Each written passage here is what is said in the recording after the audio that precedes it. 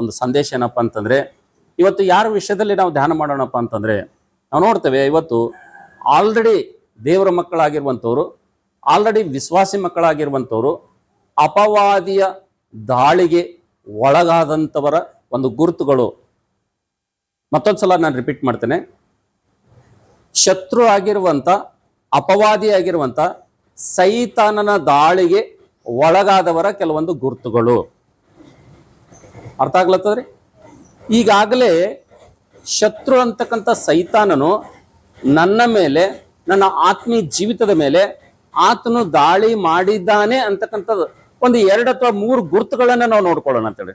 ಒಂದ್ ವೇಳೆ ಈ 2-3 ಗುರುತುಗಳು ನಾವು ನೋಡುವಂತ ಸಂದರ್ಭದಲ್ಲಿ ಒಂದ್ ವೇಳೆ ಆ ಗುರುತುಗಳು ನಿನ್ನಲ್ಲಿದ್ದಪ್ಪ ಅಂತಂದ್ರೆ, ಆ ಗುರುತುಗಳನ್ನು ಈ ಧ್ವನಿ ಕೇಳುವಂತ ಯಾರಲ್ಲೇ ಇದ್ರು ಕೂಡ ಖಂಡಿತವಾಗಿ ಅವರೆಲ್ಲರೂ ಯಾರ ದಾಳಿಗೆ ಒಳಗಾಗಿದ್ದಾರೆ ಅಂತ ಅರ್ತಾರೆ? ಸೈತಾನನ ದಾಳಿಗೆ ಅವ್ರು ಏನಾಗಿದ್ದಾರೆ, ಆಲ್ರೆಡಿ ಒಳಗಾಗಿದ್ದಾರೆ ಎಂಬುದಾಗಿ ತಿಳ್ಕೊಳ್ಬೇಕಂತ ಹೇಳಿ. ಹಲ್ಲೆಲೂಯಾ. ಸೊ ಅದಕ್ಕೋಸ್ಕರವಾಗಿ ಇಲ್ಲಿ ಬರುವಂತ ಮಾತುಗಳು ಬಹಳ ಕೇರ್ಫುಲ್ ಆಗಿ ನೀವು ಕೇಳಿದ್ರಪ್ಪ ಅಂದ್ರೆ, ಜಾಗ್ರತೆಯಿಂದ ಕೇಳಿದ್ರಪ್ಪ ಅಂತಂದ್ರೆ ಖಂಡಿತವಾಗಿ ನೀವು ಇದರಿಂದ ಪಾರಾಗ್ಬೋದು, ನೀವು ಇದರಿಂದ ತಪ್ಪಿಸ್ಕೊಳ್ಬಹುದು. ಮತ್ತು ನೀವು ಒಂದ್ ವೇಳೆ ಅದರ ಒಳಗಡೆ ಸೈತಾನನ ಒಂದು ಜಾಲದಲ್ಲಿ ನೀವು ಬಿದ್ದಿದ್ರಪ್ಪ ಅಂತಂದ್ರೆ, ಸಿಕ್ಕಾಕೊಂಡಿದ್ರಪ್ಪ ಅಂದ್ರೆ, ಅದರಿಂದ ಹೇಗೆ ಹೊರಗಡೆ ಬರ್ಬೇಕೆಂಬುದಾಗಿ ದೇವರು ಅದನ್ನ ಮಾರ್ಗ ಕೂಡ ಆತನ ತೋರಿಸ್ತಾನೆ ಅಂತ ಹೇಳಿ. ಹಲ್ಲೆಲೂಯಾ. ಒಂದ್ ವೇಳೆ ಈ ಮಾತುಗಳನ್ನು ನೀವು ನಿರ್ಲಕ್ಷ್ಯ ಮಾಡಿದ್ರಪ್ಪ ಅಂತಂದ್ರೆ, ಈ ಮಾತುಗಳನ್ನು ಅಲಕ್ಷ್ಯ ಮಾಡಿದ್ರಪ್ಪ ಅಂತಂದ್ರೆ, ನನ್ನ ಪ್ರೀತಿ ದೇವ್ರ ಮಕ್ಕಳೇ, ಬಹಳ ಪ್ರಾಮುಖ್ಯವಾದಂತ ಒಂದು ವಿಷಯವನ್ನು ನಾವು ಕಳ್ಕೊಳ್ತೇವೆ. ಅದಕ್ಕೋಸ್ಕರಾಗಿ ಇವತ್ತಿನ ನಮ್ಮ ಸಂದೇಶ ಏನಪ್ಪಾ ಅಂತಂದ್ರೆ, ಇವತ್ತಿನ ನಮ್ಮ ಟಾಪಿಕ್ ಏನಪ್ಪಾ ಅಂತಂದ್ರೆ, ಸೈತಾನನ ದಾಳಿಗೆ ಒಳಗಾದವರ ಗುರುತುಗಳು. ಇಲ್ಲಿ ಕೂತಿರುವಂತ ಪ್ರತಿಯೊಬ್ಬರು ಮತ್ತು ಈ ನನ್ನ ಧ್ವನಿಯನ್ನು ಕೇಳುವಂತ ಪ್ರತಿಯೊಬ್ಬರು ಈ ಗುರುತುಗಳನ್ನು ಒಂದ್ಸಲ ನಾವು ಮೆಲುಕು ಹಾಕೊಳ್ಬೇಕು. ಆಲ್ರೆಡಿ ಸೈತಾನನು ನನ್ನ ಮೇಲೆ ದಾಳಿ ಮಾಡಿದ್ದಾನೆ, ಆಲ್ರೆಡಿ ನಾನು ಸೈತಾನನ ದಾಳಿಗೆ ಒಳಗಾಗಿದ್ದೇನೆ ಅಂತಕ್ಕಂಥದಕ್ಕೆ ಒಂದು 3-4 ಗುರುತುಗಳನ್ನ ನಾವು ನೋಡ್ತಾ ಹೋಗೋಣ. ಮೊಟ್ಟ ಮೊದಲನೇದಾಗಿ ನಾವು ನೋಡ್ತೇವೆ, ಸೈತಾನನು ನಿನ್ನ ಮೇಲೆ ದಾಳಿ ಮಾಡಿದ್ದಾನೆ, ನೀನು ಸೈತಾನನ ದಾಳಿಗೆ ಒಳಗಾಗಿದ್ದಿ ಅನ್ನೋದಕ್ಕೆ ನಿನ್ನಲ್ಲಿ ಕಾಣುವಂತ ಮೊಟ್ಟ ಮೊದಲನೇ ಗುರುತೇನಪ್ಪಾ ಅಂತಂದ್ರೆ, ಜಾಗ್ರತೆಯಿಂದ ಕೇಳುತ್ತಮ್ಮ, ಜಾಗ್ರತೆಯಿಂದ ಕೇಳುತ್ತಂಗಿ, ಮೊಟ್ಟ ಮೊದಲೇ ನಿನ್ನಲ್ಲಿ ಇರುವಂತ ಗುರುತೇನಪ್ಪಾ ಅಂತಂದ್ರೆ, ಶತ್ರುವಿನ ದಾಳಿಗೆ ಗುರಿಯಾದಂತವರ, ಶತ್ರುವಿಗೆ ಜಾಲದಲ್ಲಿ ಸಿಕ್ಕಿ ಬಿದ್ದಂತವರ ಮೊಟ್ಟ ಮೊದಲನೇ ಗುರುತೇನಪ್ಪಾ ಅಂತಂದ್ರೆ, ನಾವು ನೋಡ್ತೇವೆ ನನ್ನ ಪ್ರೀತಿದವರ ಮಕ್ಕಳೇ, ಆತ್ಮೀಕ ವಿಷಯದಲ್ಲಿ ಒಂದ್ ವೇಳೆ ನಮಗೆ ಆಸಕ್ತಿ ಒಂದ್ ವೇಳೆ ಕಡಿಮೆ ಆಗಿತ್ತು ಅಂತೇಳಿ, ಆತ್ಮೀಕವಾದಂಥ ವಿಷಯಗಳಲ್ಲಿ ನಮಗೆ ಒಂದ್ ವೇಳೆ ಆಸಕ್ತಿ ಒಂದ್ ವೇಳೆ ಕಡಿಮೆ ಆಗಿತ್ತು ಅಂತೇಳಿ. ಉದಾಹರಣೆಗೆ ನಾವು ಮೊದಲು ದೇವ್ರ ಮಾತುಗಳು ಬಹಳ ಚೆನ್ನಾಗಿ ಜಾಗ್ರತೆಯಿಂದ ಕೇಳ್ತಾ ಇದ್ದೀವಿ, ಈಗ ದೇವ್ರ ಮಾತುಗಳನ್ನು ಕೇಳೋದಕ್ಕೋಸ್ಕರ ನಮ್ಮ ಮನಸ್ಸು ಬರ್ತಾ ಇಲ್ಲ.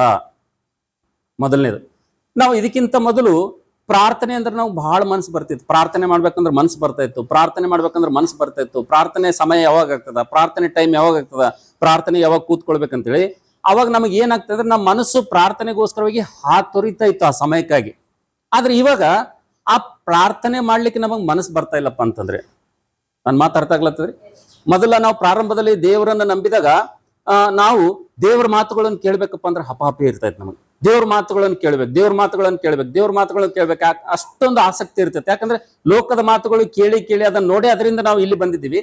ಇವಾಗ ಏನಿತ್ತಪ್ಪ ಅಂದ್ರೆ ನಮಗದೆ ಬರೀ ದೇವ್ರ ಮಾತುಗಳು ಕೇಳ್ಬೇಕು, ದೇವ್ರ ಮಾತುಗಳು ಕೇಳ್ಬೇಕು, ದೇವ್ರ ಮಾತು ಕೇಳ್ಬೇಕು, ದೇವ್ರ ಮಾತು ಕೇಳ್ಬೇಕಂತ ಒಂದು ಹಪಾಪಿ ಇತ್ತು. ಯಾವ ರೀತಿ ಅಂದ್ರೆ ಕೋರಾ ಕುಮಾರರಿಗಿತ್ತಲ್ಲ, ಕೋರಾ ಕುಮಾರಿಗೆ ಏನು ಹಪಾಪಿ ಇತ್ತಪ್ಪ ಅಂದ್ರೆ, ಏನ್ ಆಸೆ ಇತ್ತು ಅಂದ್ರೆ, ಬಾಯಾರದ ಜಿಂಕೆ ನೀರಿನ ತೊರೆಗಳನ್ನು ಬಯಸಿ ಯಾವ ರೀತಿಗೆ ಓಡಿ ಹೋಗ್ತದೋ ಆ ರೀತಿಗೆ ದೇವರ ಮಾತು ಕೇಳೋದಕ್ಕೋಸ್ಕರ ನಮ್ಮ ಹೃದಯ ಅಂತಕ್ಕಂಥದ್ದು ಹಪಹಪಿಸ್ತಾ ಇತ್ತು ಪ್ರಾರಂಭದಲ್ಲಿ. ಒಂದ್ ವೇಳೆ ಇವತ್ತು ಈ ಮಾತುಗಳನ್ನು ಕೇಳುವಂತ ನಿನಗೆ ಒಂದ್ ವೇಳೆ ದೇವರ ಮಾತುಗಳನ್ನು ಕೇಳೋದಕ್ಕೋಸ್ಕರಾಗಿ ನಿನ್ನ ಮನಸ್ಸು ಬರ್ತಾ ಇಲ್ಲಪ್ಪ ಅಂತಂದ್ರೆ, ಮತ್ತು ಪ್ರಾರ್ಥನೆ ಮಾಡೋದಕ್ಕೋಸ್ಕರಾಗಿ ನಿನಗೆ ಮನಸ್ಸು ಬರ್ತಾ ಇಲ್ಲಪ್ಪ ಅಂತಂದ್ರೆ, ಮತ್ತು ದೇವರ ಒಂದು ಮಾತುಗಳನ್ನು ಕೇಳೋದಕ್ಕೋಸ್ಕರಾಗಿ ಮತ್ತು ಪ್ರಾರ್ಥನೆ ಮಾಡೋದಕ್ಕೋಸ್ಕರಾಗಿ ಮತ್ತು ಆತ್ಮೀಕವಾದಂತ ವಿಷಯಗಳನ್ನು ಕೇಳೋದಕ್ಕೋಸ್ಕರಾಗಿ ನಿನಗೆ ಮನಸ್ಸೇ ಬರ್ತಾ ಇಲ್ಲಪ್ಪ ಅಂತಂದ್ರೆ, ಕೊನೆಗೆ ನಿನ್ನ ಮನಸ್ಸು ಒಂದು ಡಿಸೈಡ್ ಮಾಡಿತ್ತಪ್ಪ ಅಂತಂದ್ರೆ, ನಾನು ಇಷ್ಟು ದಿವಸ ಪ್ರಾರ್ಥನೆ ಮಾಡ್ತಿದ್ದೀನಿ, ಪ್ರಾರ್ಥನೆ ಮಾಡಿ ಏನ್ ಪ್ರತಿಫಲ ಬಂದ ಅಂತೇಳಿ ಒಂದು ಪ್ರಶ್ನೆ ನಿನ್ನ ಜೀವಿತದಲ್ಲಿ ಕಾಡ್ತಾ ಇತ್ತಪ್ಪ ಅಂತಂದ್ರೆ, ಆ ಪ್ರಶ್ನೆ ನಿಮ್ಗೆ ಪದೇ ಪದೇ ಬರ್ತಾ ಇತ್ತಪ್ಪ ಅಂತಂದ್ರೆ, ಇಷ್ಟು ದಿನ ಪ್ರಾರ್ಥನೆ ಮಾಡಿದ್ದೀನಿ ಬಿಡು, ಈ ಪ್ರಾರ್ಥನೆಗೆ ಏನೂ ಆಗಿದಿಲ್ಲ ಎಂಬುದಾಗಿ ನೀವು ಒಂದ್ ವೇಳೆ ಈ ಪ್ರಶ್ನೆ ನಿಮ್ಮ ಮನಸ್ಸಿನಲ್ಲಿ ಒಂದ್ ವೇಳೆ ಇತ್ತಪ್ಪ ಅಂತಂದ್ರೆ, ಖಂಡಿತವಾಗಿ 100% ನೀವು ಯಾರ ದಾಳಿಯಲ್ಲಿ ಇದ್ದೀರಪ್ಪ ಅಂತಂದ್ರೆ, ಯಾರು ನಿಮ್ಮ ಮೇಲೆ ದಾಳಿ ಮಾಡಿದ್ರಪ್ಪ ಅಂತಂದ್ರೆ, ಯಾರ ದಾಳಿಯಲ್ಲಿ ನೀವು ಒಳಗಾಗಿದ್ರಿ, ಯಾರ ಸ್ವಾಧೀನದಲ್ಲಿ ನೀವು ಇದ್ದೀರಪ್ಪ ಅಂತಂದ್ರೆ, ಅಪವಾದಿಯ ಒಂದು ದಾಳಿಗೆ ನೀವು ಒಳಗಾಗಿದ್ದೀರಿ ಅಂತ ಹೇಳಿ. ಹಲ್ಲೆಲೂಯಾ. ಇದು ಮೊದಲನೇ ಗುರುತು. ಪ್ರತಿಯೊಬ್ಬರು ನಾವ್ ಏನ್ ಮಾಡ್ಬೇಕಪ್ಪ ಅಂತಂದ್ರೆ, ನಾವು ಚೆಕ್ ಮಾಡ್ಕೋಬೇಕಂತ ಹೇಳಿ. ಇವತ್ತಿನ ಉಪವಾಸ ಪ್ರಾರ್ಥನೆಗೆ ಬಂದಿರುವಂತ ನನ್ನ ಪ್ರೀತಿ ದೇವರ ಮಕ್ಕಳೇ, ಶತ್ರುವಿನ ದಾಳಿಯ ಒಳಗಡೆ ನಾವು ಒಂದ್ ವೇಳೆ ದಾಳಿಗೆ ಒಳಗಾಗಿದ್ದೇವಪ್ಪ ಅಂತಂದ್ರೆ ಮೊಟ್ಟ ಮೊದಲನೇ ಗುರುತೇನಪ್ಪ ಅಂತಂದ್ರೆ ನಮಗೆ ಆತ್ಮಿಕ ವಿಷಯಗಳಲ್ಲಿ ಆಸಕ್ತಿ ಇರುವುದಿಲ್ಲ. ಹೆಚ್ಚಾಗಿ ಲೋಕ ಸಂಬಂಧವಾದಂಥ ಮಾತುಗಳನ್ನು ಕೇಳ್ತೀವಿ, ಲೋಕ ಸಂಬಂಧದ ವಿಷಯಗಳನ್ನು ನಾವು ಕೇಳ್ತೀವಿ, ಲೋಕ ಸಂಬಂಧವಾದಂಥ ಸಂಗತಿಗಳಲ್ಲಿ ಹೆಚ್ಚು ಸಮಯ ಕಳಿತೀವಿ. ಆದ್ರೆ ಆತ್ಮೀಕವಾದಂಥ ವಿಷಯಗಳಿಗೋಸ್ಕರಾಗಿ ನಮ್ಮ ಹತ್ರ ಸಮಯ ಇರಂಗಿಲ್ಲ.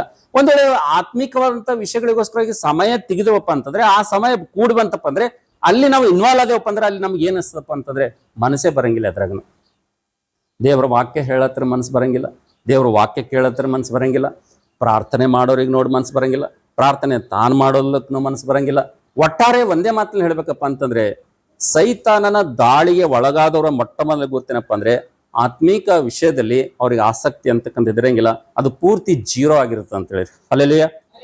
ಪ್ರೀತಿಯ ದೇವ್ರ ಮಕ್ಕಳೇ, ಇದನ್ನ ನಾವು ಒಂದ್ಸಲ ಏನ್ ಮಾಡ್ಬೇಕಂದ್ರೆ ಚೆಕ್ ಮಾಡ್ಕೋಬೇಕಂತ ಹೇಳಿ. ಇದನ್ನ ಏನ್ ಮಾಡ್ಬೇಕು, ನಾವು ಒಂದು ಸಲ ನಾವು ಚೆಕ್ ಮಾಡ್ಬೇಕು ಅಂತ ಹೇಳಿ. ಎರಡನೇದಾಗಿ ನಾವು ನೋಡ್ತೇವೆ ನನ್ನ ಪ್ರೀತಿ ದೇವ್ರ ಮಕ್ಕಳೇ, ಅಪವಾದಿಯ ದಾಳಿಗೆ ನಾವು ಒಳಗಾಗಿದ್ದೇವೆ ಅನ್ನೋದಕ್ಕಾಗಿ ಇನ್ನೊಂದು ಗುರುತೇನಪ್ಪ ಅಂತಂದ್ರೆ ಎಲ್ಲ ಚೆನ್ನಾಗಿ ನಡೀತಾ ಇದೆ,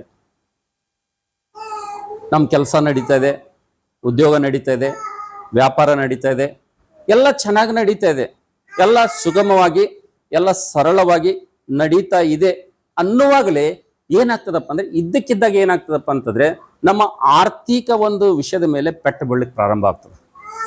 ಎಲ್ಲ ಚೆನ್ನಾಗದಪ್ಪ, ಸಾಕಪ್ಪ, ಈಗೇನು ಸ್ವಲ್ಪ ನಾನೇನೋ ಸಂಪಾದನೆ ಮಾಡ್ಕೊಂಡಿದ್ದೀನಿ, ಸ್ವಲ್ಪ ನಾನೇನೋ ನಿಟ್ಟುಸಿರು ಬಿಟ್ಟಿದ್ದೀನಿ, ಸ್ವಲ್ಪ ನಾನು ಕಂಫರ್ಟ್ ಆಗಿದ್ದೀನಿ, ಸ್ವಲ್ಪ ಪರವಾಗಿಲ್ಲ, ಈಗ ಮೊದಲಿನಕ್ಕಿಂತಲೂ ಈಗ ನಾನು ಪರವಾಗಿಲ್ಲ, ಚೆನ್ನಾಗಿ ನಡೀತಿದೆ, ಎಲ್ಲ ಒಂಥರ ಸೆಟ್ಲ್ ಆಗಿದೆ ಅಂತೇಳಿ ನಾವು ಅಂದುಕೊಳ್ಳುವಾಗಲೇ ನಾವು ಒಂದು ಸಲ ನಾವು ಇದ್ದಕ್ಕಿದ್ದಾಗೆ ಏನಾಗ್ತದಪ್ಪ ಅಂತಂದ್ರೆ ನಮ್ಮ ಆರ್ಥಿಕ ಪರಿಸ್ಥಿತಿ ಮೇಲೆ, ಅಂದ್ರೆ ನಾವು ಬಡತನ ರೇಖೆಯಲ್ಲಿ ಇದ್ದಂಥವ್ರು ಬಡತನ ರೇಖೆಗಿಂತಲೂ ಕೆಳಗೆ ಜಾರಿ ಒಂದೊಳಗೆ ಹೋಗ್ತಾ ಇದೀವಿ. ಅಂದ್ರೆ ಮೊದಲೇ ಬಡವರಾಗಿದ್ದೀವಿ ನಾವು, ಆದ್ರೆ ಅಷ್ಟೊಂದು ಬಡವರಾಗಿರ್ಲಿಲ್ಲ, ಎಷ್ಟೊಂದು ಬಡತನ ರೇಖೆಗಿಂತ ಕೆಳಗಿರ್ಲಿಲ್ಲ. ಸೊ ಪರವಾಗಿಲ್ಲ, ನಮ್ಮ ಸ್ಥಿತಿ ಹಾಗಿತ್ತು.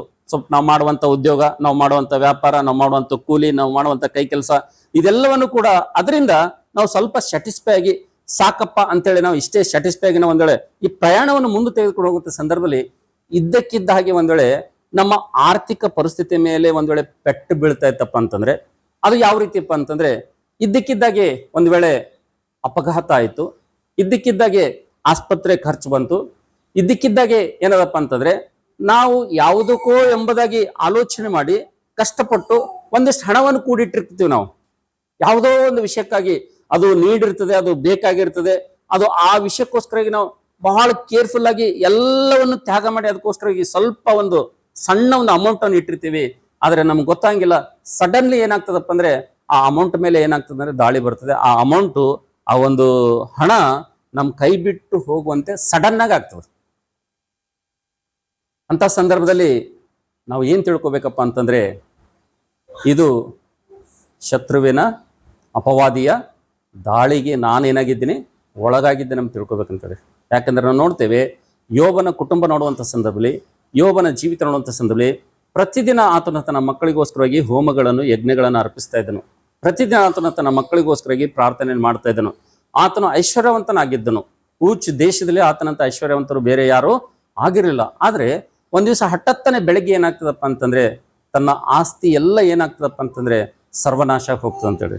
ಅದಕ್ಕೋಸ್ಕರಾಗಿ ನನ್ನ ಪ್ರೀತಿ ಇದ್ದವ್ರ ಮಕ್ಕಳೇ, ನಾವು ಕಷ್ಟಪಟ್ಟು ಸಂಪಾದನೆ ಮಾಡಿದ್ದನ್ನು, ನಾವು ಫ್ಯೂಚರ್ಗೋಸ್ಕರವಾಗಿ ಭವಿಷ್ಯತ್ಗೋಸ್ಕರವಾಗಿ ಸ್ವಲ್ಪ ಸೇಕರಿಸಿದ್ದನ್ನು ಇಟ್ಟುಕೊಂಡಿದ್ದನ್ನು ಅಚಾನಕ್ ಆಗಿ ಯಾವುದೋ ಒಂದು ವಿಷಯ ಬಂದದು ಮಾಯ ಆಗ್ತದೆ ಅಂದ್ರೆ ನಮ್ಮನ್ನು ಬಿಟ್ಟು ಹೋಗ್ತದಪ್ಪ ಅಂದ್ರೆ, ನಮ್ಮ ಬೆವರು ಸುರಿಸಿದಂತ ಹಣ ನಮ್ಮಿಂದ ಅದು ತಪ್ಪಿ ಹೋಗ್ತದಪ್ಪ ಅಂತಂದ್ರೆ, ನಮ್ಮನ್ನು ನಿರ್ಗತಿಕರಾಗಿ ಮಾಡ್ತದಪ್ಪ ಅಂತಂದ್ರೆ, ನಾವು ಬಡವರೇ ಇದ್ದೀವಿ, ಬಡತನದಲ್ಲೇ ಇದ್ದೀವಿ, ಆದ್ರೆ ಬಡತನ ರೇಖೆಗಿಂತಲೂ ಕೆಳಗೆ ನಾವು ಜಾರಿ ಹೋಗ್ತಾ ಇದೀವಪ್ಪ ಅಂತಂದ್ರೆ ಸಡನ್ ಆಗಿ ಯಾವುದೋ ಒಂದು ಆಸ್ಪತ್ರೆ ಖರ್ಚು ಬಂತು, ಯಾವುದೋ ಒಂದು ರೋಗ ಬಂತು, ಯಾವುದೋ ಒಂದು ಆಕ್ಸಿಡೆಂಟ್ ಅನಾಹುತ ಬಂತು, ಅದು ಹೋಯ್ತಪ್ಪ ಅಂತಂದ್ರೆ ಖಂಡಿತವಾಗಿ ನಾವೇನ್ ತಿಳ್ಕೊಬೇಕಪ್ಪ ಅಂತಂದ್ರೆ ಯಾರ ದಾಳಿಗೆ ನಾವು ಒಳಗಾಗಿದ್ದೇವ್ರಿ?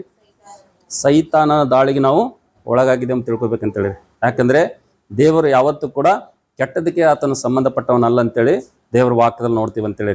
ಅದಕ್ಕೋಸ್ಕರ ನನ್ನ ಪ್ರೀತಿ ದೇವರ ಮಕ್ಕಳೇ, ದಾಳಿಗೆ, ಸೈತಾನನ ಶತ್ರುವಿನ ದಾಳಿಗೆ ಒಳಗಾದವರ ಎರಡನೇ ಲಕ್ಷಣ ಎಂಬುದಾಗಿ ದೇವರ ವಾಕ್ಯದಲ್ಲಿ ನೋಡ್ತೀವಿ ಅಂತೇಳಿ. ಹಲ್ಲೆಲೂಯಾ. ಮೂರನೇದಾಗಿ ನಾವು ನೋಡ್ತೇವೆ ನನ್ನ ಪ್ರೀತಿ ದೇವರ ಮಕ್ಕಳೇ, ಮೂರನೇ ಲಕ್ಷಣ ಏನಪ್ಪಾ ಅಂತಂದ್ರೆ, ಮೂರನೇದಾಗಿ ಸೈತಾನನ ದಾಳಿಗೆ ಒಳಗಾದವ್ರ ಗುರುತೇನಪ್ಪ ಅಂದ್ರೆ ಆಲ್ರೆಡಿ ಅವರು ಸೈತಾನ ಆದಿಂದಲೇ ಇದ್ದಾರೆ ಅಂತಂದ್ರೆ ಮೂರನೇ ಗುರುತೇನಪ್ಪ ಅಂತಂದ್ರೆ ಈಗ ನೋಡ್ರಿ, ನಿಮ್ಗೆ BP ಇಲ್ಲ, ನಿಮಗೆ ಶುಗರ್ ಇಲ್ಲ, ಯಾವುದೇ ಕಾಯಿಲೆ ಇಲ್ಲ, ನಿಮ್ಗೆ ಏನೂ ಇಲ್ಲ, ನೀವು ಆರೋಗ್ಯವಂತರಾಗಿದ್ದೀರಿ, ಯಾವುದೇ ರೋಗ ಇಲ್ಲ ನಿಮಗೆ. ಆದರೆ ಯಾವುದೇ ನಿಮಗೆ BP ಇಲ್ಲ, ಯಾವುದೇ ಶುಗರ್ ಇಲ್ಲ, ಯಾವುದೇ ಕಾಯಿಲೆ ಇಲ್ಲ, ನೀವು ಚೆನ್ನಾಗಿ ಆರೋಗ್ಯವಂತರಾಗಿದ್ದೀರಿ.